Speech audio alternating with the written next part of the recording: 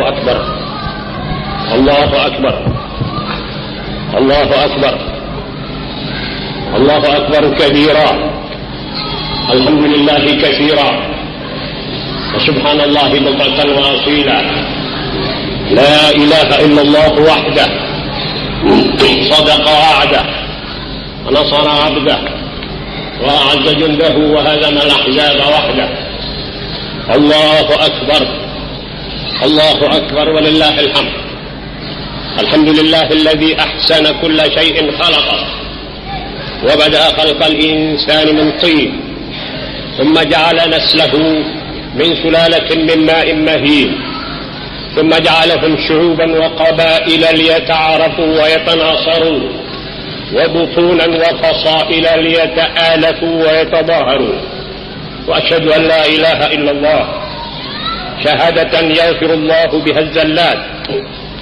ويستر الذنوب والخطيئات ويدفع عنا الكرب والبليات ويكشف عنا العذاب والمدلهمات اللهم بلغ أفضل صلواتك وأجل تسليماتك وأتم وأدوم بركاتك على من بعثته خاتما للنبيين ورحمة للعالمين وسراجا وهاجا للمستبصرين وعلى آله وصحبه والتابعين لهم بإحسان إلى يوم الدين أما بعد فيا عباد الله اتقوا الله. Maha besar Engkau ya Rabb, maha besar Engkau wahai Tuhan sekalian makhluk.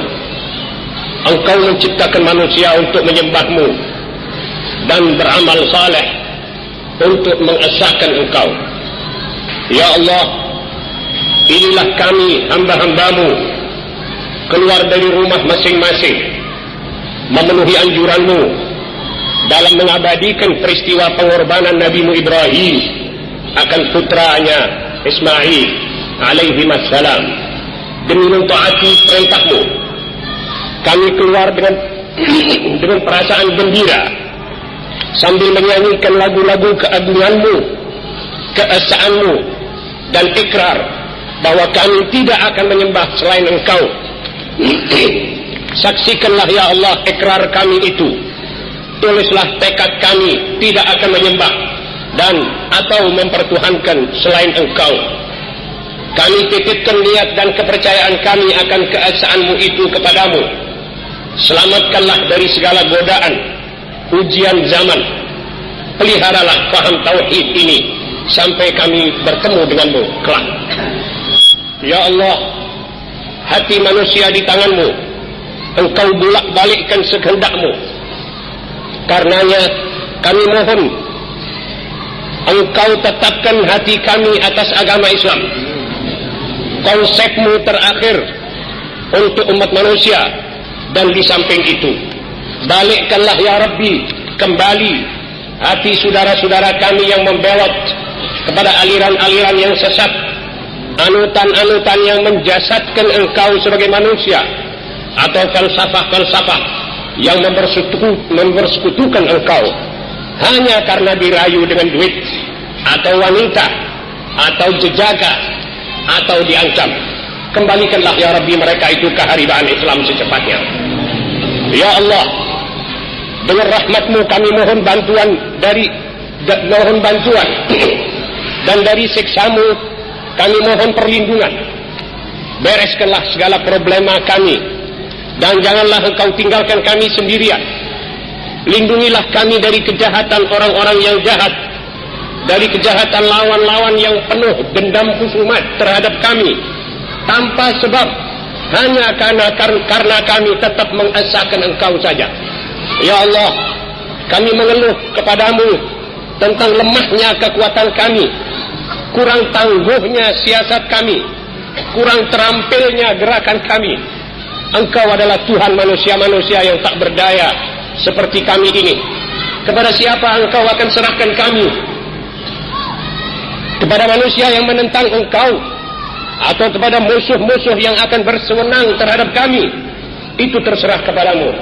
Namun belas kasihan-Mu lebih luas untuk kami, ampunan-Mu lebih luas dari dosa-dosa kami, dan rahmat-Mu lebih kami harapkan dari amalan-amalan kami sendiri. Ya Allah, umat Muhammad dari kutub ke kutub akhir-akhir ini dalam suasana perkabungan, musibah demi musibah, tragedi demi tragedi, susul menyusul menimpa mereka seperti gelombang yang menghempaskan dirinya ke pantai. Kami yakin bahwa itu semua akibat kesalahan-kesalahan kami.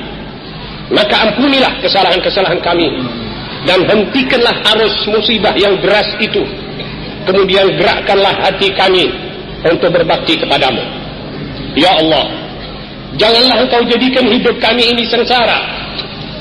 Janganlah engkau tolak doa-doa yang kami panjatkan kepadamu. Dan janganlah engkau jadikan kami memperhambakan diri kepada selain daripadamu. Ya Allah, sempurnakanlah nikmat-nikmat-Mu kepada kami.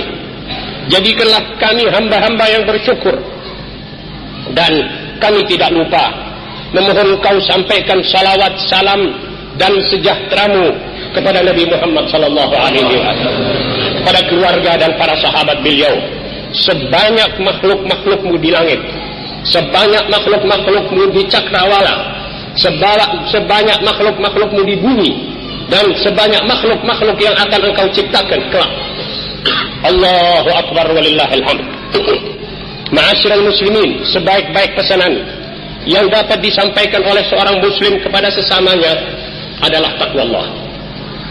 Hari-hari ini adalah hari-hari ulang tahun peristiwa-peristiwa dan adegan-adegan heroik yang dilakukan oleh Nabi Ibrahim, bapak para nabi dan bapak kaum muslimin, demi kebebasan roh manusia dari belenggu syirik dalam rangka taat dan berbakti kepada Allah.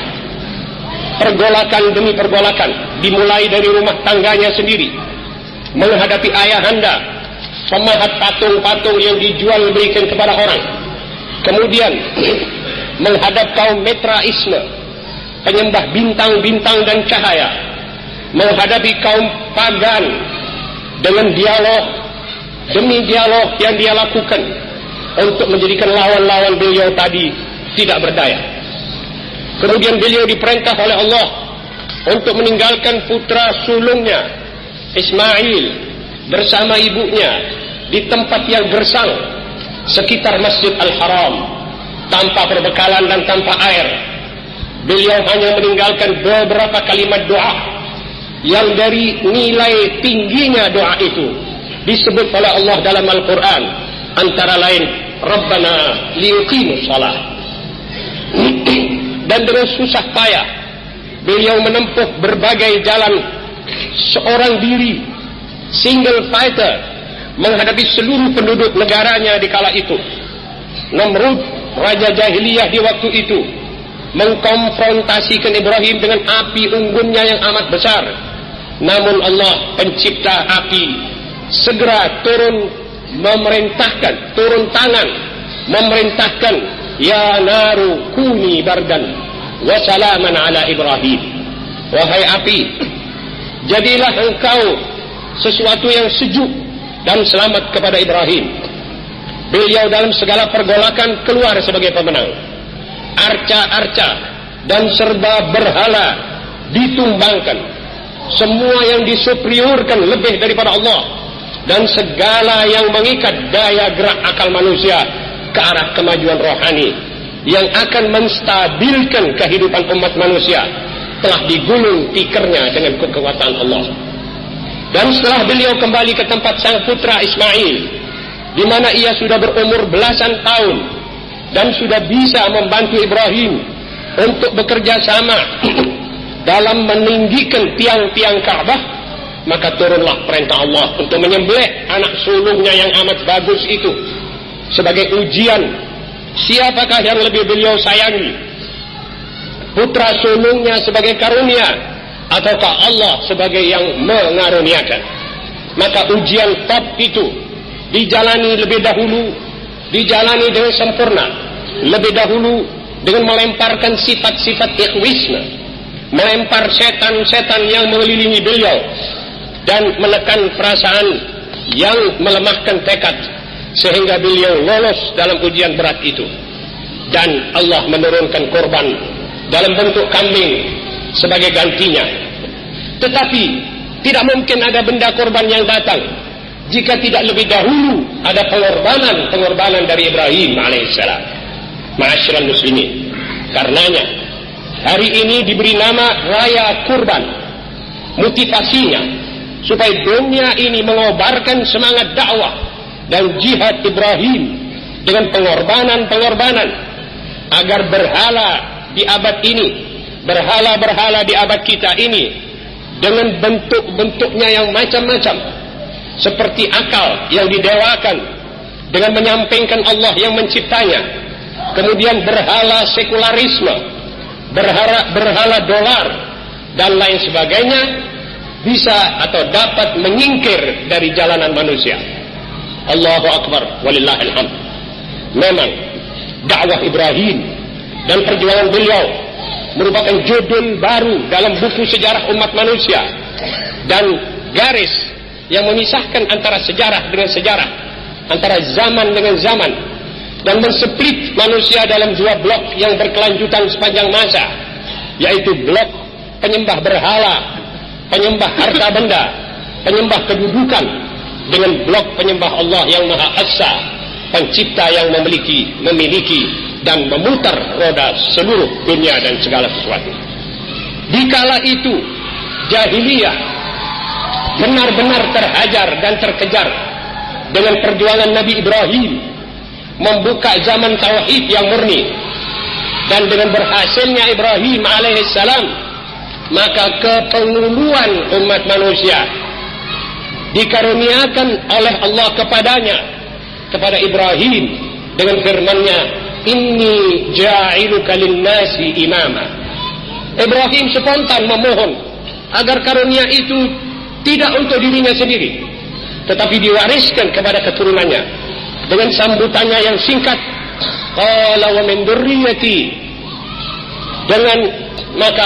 Dengan terkabulnya doa yang berwujud dialog itu, maka begitu faham jahiliyah kambuh lagi, tampillah salah seorang dari keturunan Nabi Ibrahim, yaitu Sayyidina Muhammad sallallahu alaihi wasallam, untuk membawa konsep langit terakhir sebagai realisasi doa Ibrahim nenek beliau alaihi salam. Dan dikumandangkanlah kalimat la ilaha illallah ke seluruh dunia. Maka berkobarlah mulai itu, berkobarlah lagi pergolakan sengit antara kufur dengan iman, antara tauhid dengan syirik. Kemudian misi itu yaitu Islam, terus kitab induknya yaitu Al-Quran, plus rambu-rambu jalannya yaitu sunnat Nabi Muhammad sallallahu alaihi wasallam telah diserah terimakan kepada umat beliau, generasi demi generasi, sampai kepada generasi kita, generasi penerus zaman ini. Namun sayang, kita kurang konsekuen memikul beban dakwah, kurang berani mengorbankan sesuatu, kurang berani menghadapi segala kesulitan dan musibah. Kita cuma menunggu kemenangan seperti Ibrahim dituruni domba. Kita menunggu kemenangan seperti Nabi Muhammad sallallahu alaihi wasallam dibukakan kota Mekah, tetapi enggan meneladani mereka. Akhirnya jahiliyah mengganas akhir-akhir ini. Berhala-berhala disembah orang lagi. Bahtera iman dan tauhid di tengah angin puting beliung jahiliyah berada dalam bahaya. Pelita tauhid dan lentera ketuhanan yang murni hampir padam. Allahu Akbar, walillahil hamd. Untuk menjaga jangan sampai sendi peradaban ini musnah, keturunan manusia punah karena meluncur bersama hawa nafsu ke neraka anarki, maka la ilaha illallah sebagai yang dibawa oleh Ibrahim, Musa, Isa dan Sayyidina Muhammad sallallahu alaihim ajma'in harus kita tegakkan di zaman ini. Berhala sekularisme harus kita lenyapkan dari permukaan bumi. Berhala yang akan mensuperiorkan akal sendiri dan mensepelekan yang menciptanya. Itu adalah sebenarnya faham Dajjal yang melihat jagat raya dengan sebelah mata. Allahu Akbar, walillahil hamd. Jangan dikira bahwa Islam atau agama dengan ilmu pengetahuan bertentangan sehingga orang mau memisahkan antara itu dan ini sebagaimana yang diusahakan oleh kaum Yahudi. Ma'asyiral muslimin, ketahuilah bahwa agamamu yang pertama membuat sintese atau tarkib pertalian yang erat antara agama dengan ilmu. Tetapi Yahudi atau faham Dajjalisme yang berusaha merusak dan memecah belah antara keduanya. Patung atau berhala sekularisme itulah yang mengikat daya gerak kemajuan rohani yang menstabilkan kehidupan kita ini. Dan sebelum sains, sebelum ilmu pengetahuan kembali bergandengan dengan agama, maka dunia ini akan tetap seperti sekarang, berjingkrak di dalam kebiadaban dan kebinatangan manusia sendiri. Dengarlah tafsiran Islam tentang agama dan ilmu. Islam menganggap bahwa ilmu menghasilkan serba alat perlengkapan, sedang agama menentukan target dan pemakaiannya. Ilmu pengetahuan menghasilkan kecepatan supersonik misalnya, tetapi agamalah yang menentukan arahnya kecepatan itu dan penggunaannya. Ilmu pengetahuan adalah ketangkasan otak, sedang agama adalah sumber motivasinya yang luhur. Ilmu pengetahuan menemukan apa-apa yang kita perlukan, tetapi agama yang menentukan apa yang harus kita lakukan. Sains menerbitkan revolusi lahiriah seperti revolusi industri di Inggris misalnya, tetapi agama yang mengobarkan semangatnya di dada manusia. Sebab tanpa agama maka revolusi apapun akan gagal. Revolusi apapun akan memakan anaknya sendiri apabila agama dan roh agama tidak terhimpun di dalam dada pengobarnya. Islam menganggap bahwa ilmu bisa mengubah dunia menjadi layak ditempati manusia, tetapi agama yang menjadikan jiwa penduduknya itu benar-benar jiwa manusia. Apa artinya pengaspalan jalan dari Sabang sampai ke Merauke yang licin apabila yang akan jalan di atasnya pemuda-pemuda loyo, pemuda-pemuda narkotik, dan pemuda-pemuda yang terkena penyakit kelamin dan sebagainya? Apa artinya pelicinan itu? Itu adalah tambah pengonyolan. Sebab akan banyak jumlah yang berhantaman, akan banyak jumlah yang mesti dirawat di rumah sakit karena tabrakan, karena mabuk seperti yang dilakukan sekarang oleh orang-orang Amerika. Kecelakaan lalu lintas karena pemabukan jauh lebih besar daripada yang dibayangkan oleh kita semua di sini. Ma'asyiral muslimin, ilmu kata Islam, ilmu memperluas wujud yang sifatnya horizontal, tetapi agama mengangkat manusia secara vertikal. Ilmu dapat dimanfaatkan memperindah natur, memperindah alam, tetapi agama akan memperindah manusia itu sendiri. Ma'asyiral muslimin, ilmu dan agama kedua-duanya memberikan kekuatan kepada manusia. Namun bedanya adalah ilmu bersifat lahiriah, sains adalah sifatnya lahiriah, sedang agama menguatkan batin kita. Ilmu adalah keindahan, agama pun juga keindahan. Namun ilmu adalah keindahan otak manusia. Otak manusia yang terisi dengan sains adalah otak yang indah dan bagus. Tetapi agama merupakan keindahan budinya manusia itu. Apa artinya otak yang indah bagus tapi budinya bobrok? Ma'asyiral muslimin, ilmu pengetahuan dapat menjaga manusia dari berbagai penyakit jasmani, sedang agama dapat memeliharanya dari berbagai penyakit jiwa seperti kegelisahan, was-was, ketakutan, kekejaman, dan sebagainya. Ilmu dan agama bukan saja tidak bertentangan menurut ajaran Islam, tetapi satu dan lain saling melengkapi. Ma'asyiral muslimin rahimakumullah, tidak ada tindak kriminal yang lebih kejam lebih berat daripada memisahkan antara agama dengan ilmu pengetahuan menurut ajaran Islam. Itulah kriminal yang paling berat. Ilmu tanpa agama sama dengan lampu di tangan bandit. Dikala ilmu pengetahuan berkembang maju tanpa agama seperti sekarang, maka terasa sekali kegiatan-kegiatan manusia menjurus ke arah ekspansionisme, ke arah imperialisme, monopolisme, perbudakan dan serba eksploitasi, menjurus ke arah kemakaran dan kemakaran. Begitulah riwayat 2-3 abad terakhir sampai pagi hari raya ini. Seorang penyembah akalnya sendiri atau hawa nafsunya pasti akan menjadi egois, pasti akan menjadi histeris, pasti akan mementingkan dirinya, kliknya, golongannya. Begitulah kaum penyembah selain daripada Allah. Tidak ada bedanya antara yang hidup di zaman dahulu dengan yang hidup di zaman sekarang. Apa bedanya antara Fir'aun, antara Nero di zaman dahulu dengan Hitler, Stalin, Begin, Reagan di zaman sekarang?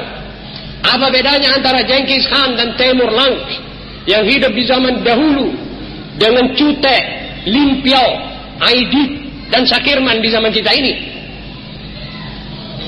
Kalau mereka berkesempatan untuk membunuh seluruh manusia, maka akan dibunuhlah umat manusia ini. Ma'asyiral muslimin, lihatlah dan bacalah berita sepak terjang manusia dengan ilmu pengetahuannya sendiri, bagaimana mereka koprol di tengah-tengah jagat ini.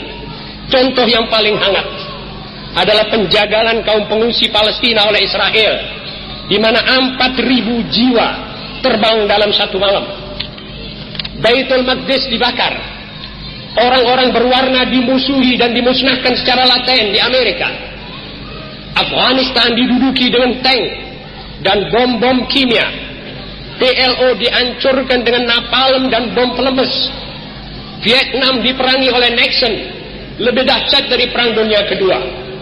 Selain dari pengungsi-pengungsi pelarian Vietnam yang terapung di laut, maka ada lagi 10 juta pengungsi yang semuanya beragama Islam dari Afghanistan, Eritrea, Somal, Irak, Palestina, Kashmir, Albania, masih belum pulang, masih terlantar dan tidak disebut orang. Begitulah laporan PBB. Barat menyediakan makan untuk anak buahnya, untuk rakyatnya, 1 kapita 45 ton gandum 1 tahun. Ma'asyiral muslimin, tapi sisa gandum dibakar oleh dia, tidak diberikan kepada negara lain. Selandia Baru membuang sisa kelebihan susunya ke laut. Brazil membakar kopinya. Itu semua terjadi di tengah 500 juta umat manusia yang telah dinyatakan kekurangan gizi, dan 800 juta yang hidup dibayangi oleh mati lapar, sebagai yang diterangkan oleh Nyerere.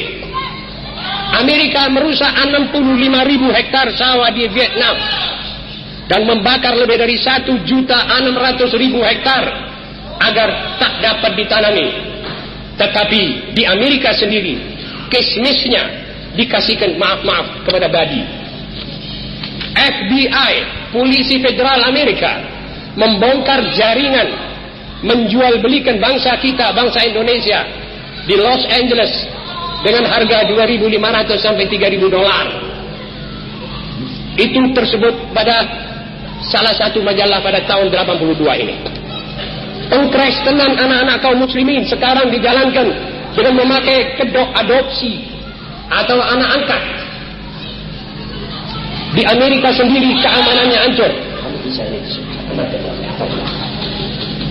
Di Amerika sendiri keamanannya hancur. Di kota-kota seperti Philadelphia, orang tak ada yang berani keluar setelah matahari terbenam. Sebab pada waktu itu kaum perampok, penggarong, tukang-tukang bunuh berkeliaran dan beraksi. Tindak kriminal yang menggunakan otak dan taktik ilmu tak mungkin terbayangkan oleh kita. Ada geng intelek, ada geng terdiri daripada orang-orang insinyur yang menyewa orang-orang kulit hitam untuk mengobrak-ngabrekkan suatu kampung yang tenang. untuk orang-orang itu lari dari perkampungan itu. Lalu harga tanah dan rumah itu murah, dibeli oleh insinyur-insinyur itu dan dibangun rumah-rumah baru.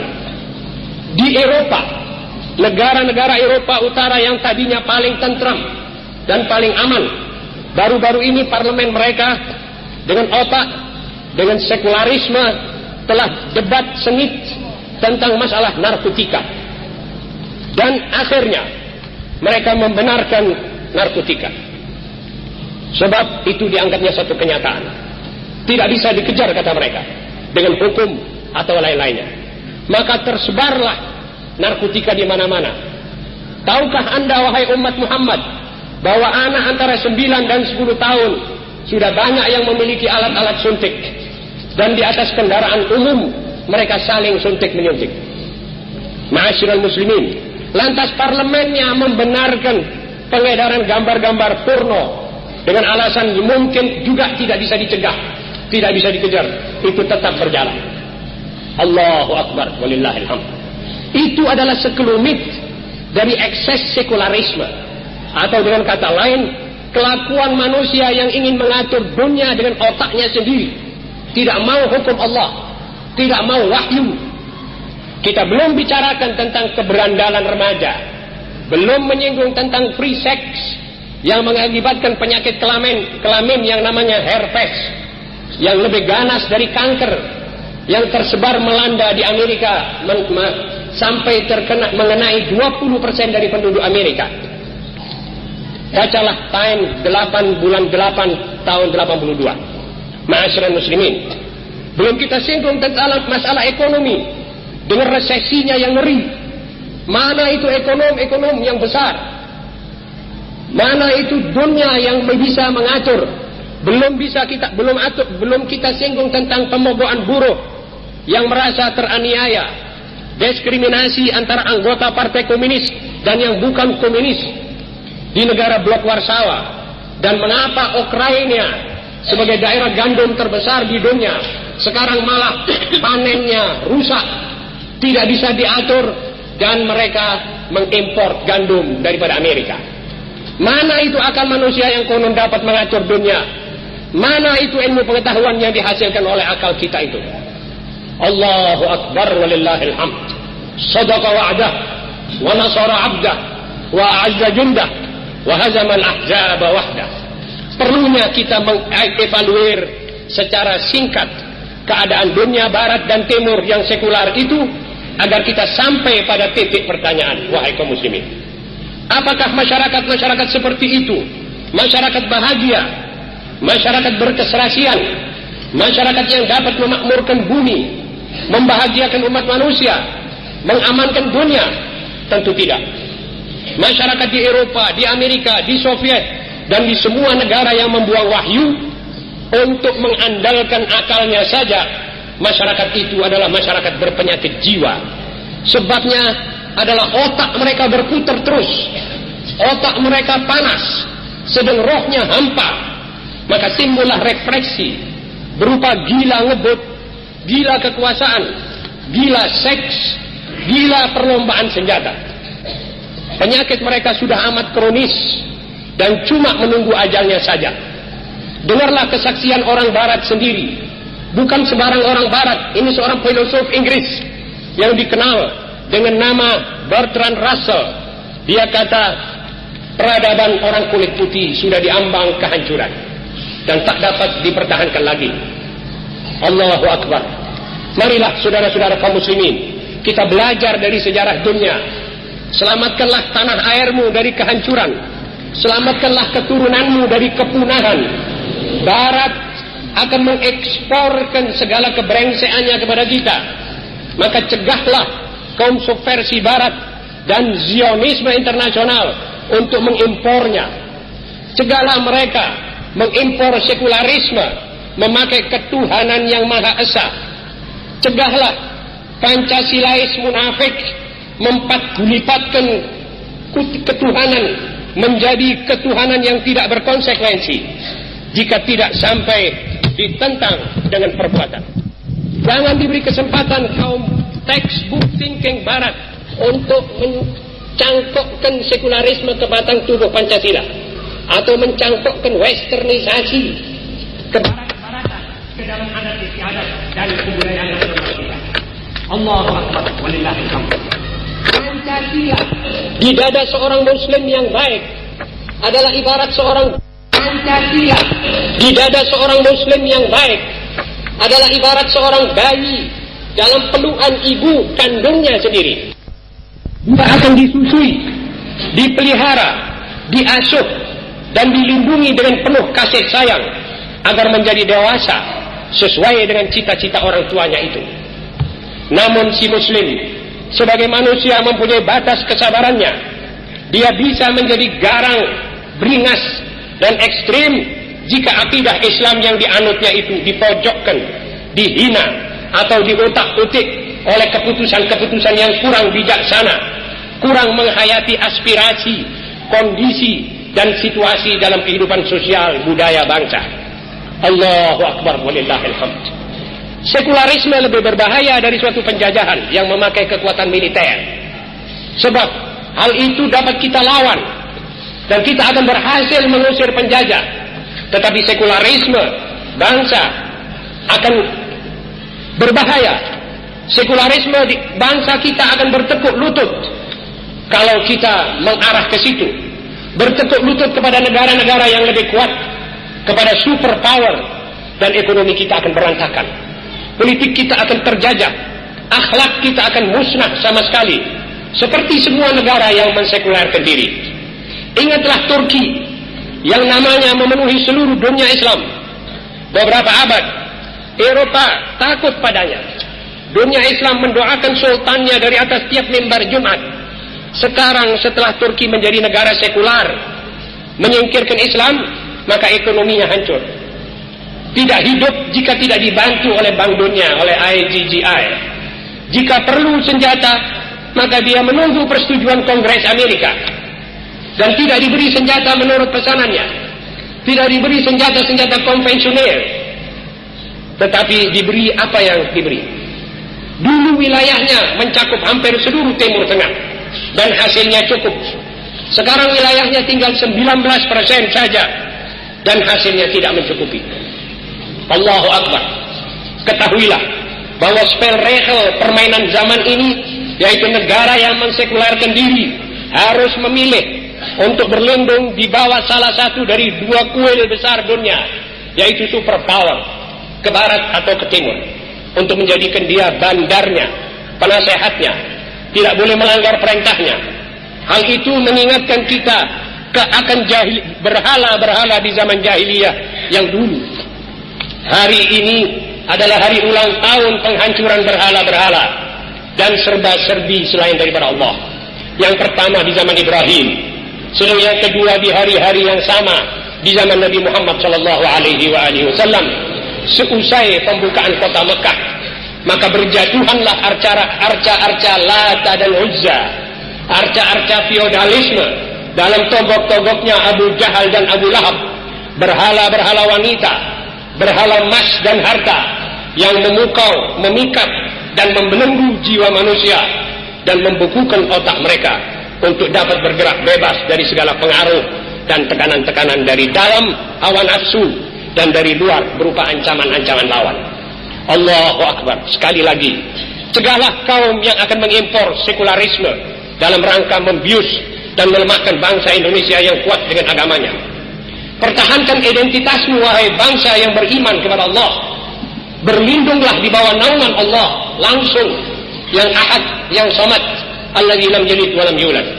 Allah berfirman, innal ladzina qalu rabbuna Allah tsumma istaqamu tatanazzalu alaihimul malaika alla takhafu wa la tahzanu.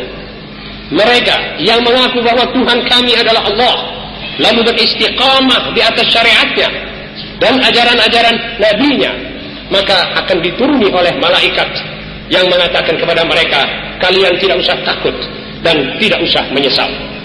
Allah berfirman, wala yazaluna yuqatilunakum hatta yaruddukum an dinikum in istata'u. Dan mereka akan senantiasa memerangi kalian sampai mereka berhasil mengeluarkan kalian dari agama kalian. Allahu Akbar walillahil hamd. Marilah kita dengar kesaksian seorang tokoh barat yang lain, yaitu Profesor Irving, guru besar University Tennessee di Amerika. Dikala ia memberi ceramah di kota Glasgow di Inggris, di mana kebanyakan yang hadir adalah kaum muslimin, beliau dengan tegas mengatakan, "Hei kaum muslimin, kalian tidak akan dapat menandingi negara-negara kami, negara besar, di bidang teknologi, di bidang ekonomi maupun militer. Tetapi kalian dapat menjadikan barat tekuk lutut hanya dengan Islam, agama kalian itu." Allahu Akbar. Barat yang dipukul oleh sekularisme sampai sempoyongan, pada akhirnya akan terjun ke komunisme. Sedang komunisme sendiri tidak membuktikan kelayakannya untuk dapat dipraktekkan, apalagi akan hidup lama. Tiap kongres teorinya direvisi. 4-5 hari yang lalu kongres Partai Komunis Cina yang ke-12 merubah hampir semua haluan negaranya. Hasil nyata dari peradaban sekuler cuma senjata saja, tidak ada lain. Fabrik-fabrik senjata di tangan mereka. Kita hanya kekuatan kita daripada Allah, hanya iman kita. Kita tidak punya kekuatan kecuali Allah. Daripadanya kita mohon kekuatan. Allahu Akbar walillahil hamd. Ma'asyiral muslimin, andai kata tidak ada kehampaan dunia dari Islam dan pengemban-pengemban misinya, tidak mungkin komunisme akan hidup, tidak mungkin sekularisme akan berkembang mendapatkan tempat, dan tidak mungkin kaum Yahudi akan beraksi di atas kepala dunia Islam. Tapi karena kehampaan dunia, kekosongan dunia daripada Islam dan du'atul Islam, maka mereka bergerak. Wahai kaum muslimin, sadarilah nilai cahaya Allah yang kamu miliki itu. Carilah kesempatan untuk mengerti agama Anda sendiri. Carilah kesempatan untuk menerapkannya pada diri sendiri, keluarga, dan carilah kesempatan untuk mengajarkan dan menyebarluaskannya. Tidak usah banyak-banyak. Jika yang hadir dalam pertemuan ibadah besar ini berjanji akan membaca 3 ayat Quran dan 3 hadis Nabi sallallahu alaihi wasallam dengan maknanya tiap hari, kemudian berjanji mengamalkan dan menyebarkannya, maka masyarakat Islam di Malang dan di Jatim akan berwajah lain. Maksiat akan sirna. Maklar-maklar maksiat dan maklar-maklar yang merayu Anda dan saudara-saudara Anda untuk merubah agama akan gulung tikar dan tutup buku. Ma'asyiral muslimin, jika putra-putra Anda mendapatkan ilmu pengetahuan eksakta di sekolah, kemudian Anda berikan atau usahakan agar mereka juga mendapat tiap hari 3 ayat dan 3 hadis, maka otak dan roh mereka betul-betul akan mendapatkan gizi dan kalorinya yang cukup untuk menjadikan mereka manusia sempurna di zaman ini. Dan kita boleh tutup usia tanpa meragukan keterampilan generasi penerus yang akan menerima warisan tanah air yang indah ini. Allahu Akbar walillahil hamd. Anda dapat mulai besok, tidak usah tunggu lama. Besok Anda sudah bisa mulai melaksanakan niat itu dengan membeli sebuah kitab tafsir Al-Quran, misalnya yang dikeluarkan oleh Kementerian Agama. Kemudian beli kitab Riyadhus Shalihin dengan terjemahannya. 3 ayat, 3 hadis yang masuk ke roh Anda dan roh anak-anak Anda sama dengan makan 3 kali sehari untuk badan Anda. Allahu Akbar walillahil hamd. Sebaliknya, sekularisme yang sekarang mulai disebarluaskan adalah seperti pil beracun yang apabila kita telan, maka kita akan memuntahkan iman, budi pekerti, akan memuntahkan akhlak, akan memuntahkan kebudayaan nasional untuk membonceng kebudayaan internasional. Kita akan berkebudayaan minuman keras, kita lantas akan berkebudayaan narkotika, berkebudayaan seks dan free sex, dan berkebudayaan korupsi. Akhirnya bangsa kita akan menjadi seperti bangsa Amerika yang menurut laporan FBI mereka hidup antara mafia, penjara, dan pengacara. Allahu Akbar. Dikala Allah menyebut berhala-berhala yang hidup dan yang tak bergerak di zaman Nabi Muhammad sallallahu alaihi wasallam, Maka Allah memerintahkan kepada beliau, kalla la tuti'hu wasjud waqtarib. Tidak, jangan engkau ikuti dia ya Muhammad, namun sujudlah dan dekatkan dirimu kepadaku. Allahu Akbar. Perintah tersebut berlaku untuk kita umat beliau sepanjang sejarah dan khususnya di masa ini. Barakallahu li wa lakum bil Qur'anil azim. Wa nafa'ani wa iyyakum bil ayati wa dzikril hakim. Wa nafa'ani wa iyyakum tilawatahu. Innahu huwal ghafurur rahim. Qulu qawli hadza wa astaghfirullahal azim li wa lakum. Sallallahu alaihi wasallam. اللهم صل على سيدنا محمد وعلى آل سيدنا محمد.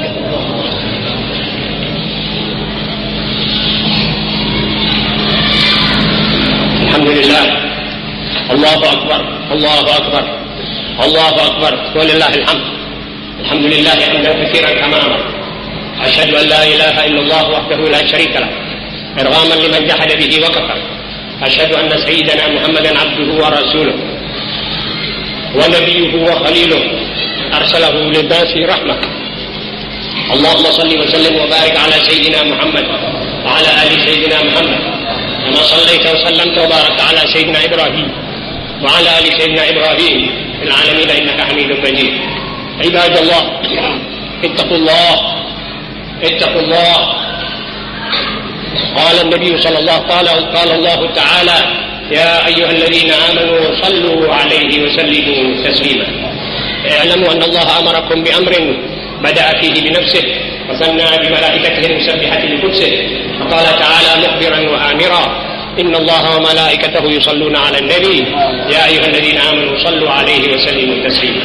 اللهم صل وسلم وبارك على سيدنا محمد وآل سيدنا محمد. اللهم اغفر للمؤمنين والمؤمنات والمسلمين والمسلمات الأحياء منهم والأموات. اللهم انصر الإسلام والمسلمين وعلي رايته في كل وقت وحين. اللهم زلزل اليهود والنصارى. اللهم شتت شملهم. اللهم مزق جمعهم. اللهم فل حدهم وأقل عددهم. اللهم اجعل الدائرة عليهم. اللهم اسلكهم مدد الإمهال وغل أيديهم واربط على قلوبهم فلا تبلغهم الآمال. اللهم لا تمكن الأعداء فينا ولا منا ولا تسلطهم علينا بذنوبنا. وصلى الله على سيدنا محمد وآله وصحبه وسلم. الحمد لله رب العالمين والسلام عليكم ورحمة الله وبركاته.